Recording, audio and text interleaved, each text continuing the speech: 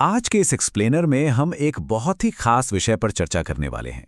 2026 का crypto market तेजी से बदल रहा है। ये बहुत वॉलेटाइल है और सबसे बड़ी बात, डिजिटल एसेट्स अब अपने पुराने ऐतिहासिक चक्रों से बिल्कुल अलग दिशा में जा रहे हैं। मार्केट में एक बहुत बड़ा पैराडाइम शिफ्ट हो रहा है और आज हम इसी को डिकोड करेंगे। चलिए शुरू करते हैं। चलिए सीधे इस बड़े नंबर पर आते हैं, 1.2 ट्रिलियन डॉलर्स। ये कोई छोटी मोटी रकम नहीं है। 2025 के आखिर में सिर्फ कुछ ही हफ्तों के अंदर क्रिप्टो मार्केट से 1.2 ट्रिलियन डॉलर्स की वैल्यू पूरी तरह साफ हो गई थी। सोचिए, ये एक आम गिरावट नहीं थी, बल्कि पूरे डिजिटल एसेट इकोसिस्टम के लिए एक बेहद स्ट्रेस टेस्ट था। इस लिक्विडिटी वैक्यूम ने लेवरेज को पूरी तरह खत्म कर दिया और मार्केट को जमीनी हकीकत दिखा दी। लेकिन पता है दिलचस्प बात क्या है? इस भारी गिरावट के बाद जो नया ढांचा सामने आया है ना, वो पहले से कहीं ज्यादा मजबूत है। तो आज के इस सफर का रोड मैप कुछ इस तरह होने वाला है। हम बात करेंगे बदलते क्रिप्टो साइकिल की, उसके बाद इंस्टीट्यूशनल इंजन, फिर बिटकॉइन और गोल्ड का मुकाबला, पोर्टफोलियो कोरिलेशंस और आखिर में देखेंगे 2026 के लिए 3 संभावित रास्ते।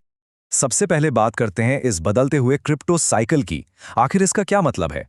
पिछले 1 दशक से बिटकॉइन का जो 4 साल का हाल्विंग साइकिल था ना, वो बिल्कुल घड़ी की सुई की तरह चलता था, एकदम प्रिडिक्टेबल। होता क्या था कि हर बार जब माइनर्स का रिवॉर्ड आधा होता तो सप्लाई में कमी आती और उसके बाद एक जबरदस्त बुल रन शुरू हो जाता। ये तेजी हाल्विंग के 12 से 18 महीने बाद अपने पीक पर पहुंचती थी। 2012, 2016 और 2020 के बाद बिल्कुल यही हुआ और 2024 की हाल्विंग के बाद भी अक्टूबर 2025 में बिटकॉइन $1,26,000 के नए पीक पर पहुंच गया। ये एक ऐसा तालमेल था जो लगभग मैकेनिकल लगता था, जैसे पहले से सब कुछ फिक्स हो। लेकिन अब कहानी में एक बहुत बड़ा ट्विस्ट आ रहा है। वो पुराना नियम अब टूट रहा है। पहले क्या होता था? मार्केट को माइनर्स की सप्लाई में आई कमी यानी एब्सोल्यूट स्कार्सिटी चलाती थी। लेकिन आज जब मार्केट $1 ट्रिलियन के स्केल पर है, तो सिर्फ सप्लाई शॉक से इतनी बड़ी रैलीज नहीं आ सकती। अब ड्राइविंग सीट पर नए ड्राइवर्स हैं, जैसे spot ETF inflows, global liquidity और मैक्रो इकोनॉमिक ट्रेंड्स। यानी पुराने मैकेनिकल रूल्स की जगह अब इंस्टीट्यूशनल कैपिटल और ब्याज दरों के भारी प्रभाव ने ले ली है। तो अब आते हैं हमारे दूसरे हिस्से पर और जानते हैं इस नए इंस्टीट्यूशनल इंजन के बारे में। पर्दे के पीछे आखिर चल क्या रहा है? यहाँ सबसे दिलचस्प बात यह है कि बड़े फाइनेंशियल इंस्टीट्यूशंस का पैसा और डिजिटल नेटवर्क्स अब आपस में बहुत मजबूती से जुड़ गए हैं।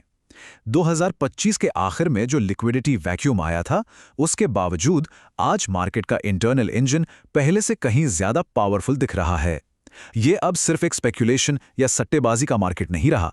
अब ये एक मैच्योर मैक्रो एसेट की तरह बिहेव कर रहा है, जहां बड़े संस्थान और फाइनेंशियल जायंट्स मार्केट की दिशा तय कर रहे हैं। और इन बड़े खिलाड़ियों का असर साफ देखा जा सकता है। सोचिए, पिछले 1 साल में स्पॉट बिटकॉइन ETF में $50 बिलियन से ज्यादा का निवेश हुआ है और यह पैसा मार्केट में टिका हुआ है। उसके ऊपर से एक्सचेंजों पर बिटकॉइन का रिजर्व 2018 के बाद अपने सबसे निचले स्तर पर आ गया है। इसका सीधा सा मतलब है कि लोग कॉइन्स बेच नहीं रहे हैं, बल्कि उन्हें लॉन्ग टर्म के लिए होल्ड कर रहे हैं। बड़ी बड़ी कॉर्पोरेट ट्रेजरीज ने अपने पास 4,30,000 से ज्यादा बिटकॉइन रखे हुए हैं और इसके लिए अरबों डॉलर जुटा रही हैं। ये इस बात का बहुत बड़ा इशारा है कि फोकस अब रिटेल डे ट्रेडिंग से हटकर लॉन्ग टर्म एसेट एलोकेशन पर चला गया है। इस बदलाव के बीच चलिए अपने तीसरे पॉइंट पर चलते हैं। एक दिलचस्प मुकाबला, बिटकॉइन बनाम सोना। इन दोनों एसेट्स के बीच का ये कंपैरिजन वाकई बहुत निष्पक्ष और मजेदार है। अगर हम पिछले 10 सालों का लंबा नजरिया देखें, तो डिजिटल एसेट्स ने काफी चमत्कारी प्रदर्शन किया है। जहां बिटकॉइन 2016 में करीब $430 था, वहीं 2026 में ये $81,000 के पार चला गया। लेकिन अगर पिछले 5 सालों पर नजर डालें, तो सोने ने बाजी मारी है। दुनिया भर में आई अनिश्चितता और क्रिप्टो क्रैश के दौरान सोना बिल्कुल स्थिर रहा और 2026 की शुरुआत में $4,700 प्रति ऑन्स के नए हाईएस्ट लेवल पर पहुंच गया। लिहाजा long term growth digital assets के हक में है, लेकिन संकट के समय स्टेबिलिटी और शांति देने में सोना आज भी आगे है। इस तुलना को और बेहतर तरीके से समझने के लिए नए फाइनेंशियल मॉडल्स बनाए जा रहे हैं, जैसे विजडम ट्री का बिटकॉइन इन गोल्ड यानी बिग मॉडल। ये मॉडल इन दोनों को एक दूसरे का दुश्मन नहीं मानता, बल्कि एक दूसरे का पूरक यानी कॉम्प्लीमेंट्स मानता है। इस फ्रेमवर्क का फंडा बहुत सिंपल है। स्थिरता या स्टेबिलिटी के लिए सोने का इस्तेमाल करो और तेजी से आने वाले बड़े मुनाफे यानी कॉन्वेक्स अपसाइड के लिए डिजिटल एसेट्स को रखो। इस कॉम्बिनेशन से मार्केट में वैल्यूएशन के उतार चढ़ाव को पहचानने में बहुत मदद मिलती है। और इसी बिगी मॉडल के अप्रैल 2026 के डेटा से एक बहुत ही हैरान करने वाला आंकड़ा सामने आया।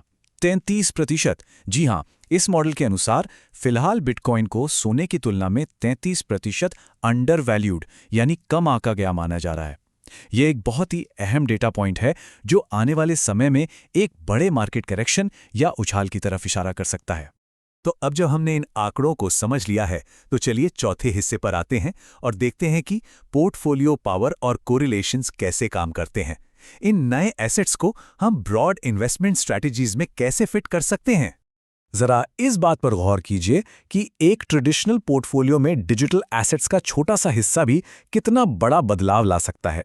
अगर एक नॉर्मल 60-40 ग्लोबल पोर्टफोलियो में सिर्फ 1 से 5% का छोटा सा डिजिटल एसेट एलोकेशन जोड़ दिया जाए तो ये वाकई कमाल कर देता है।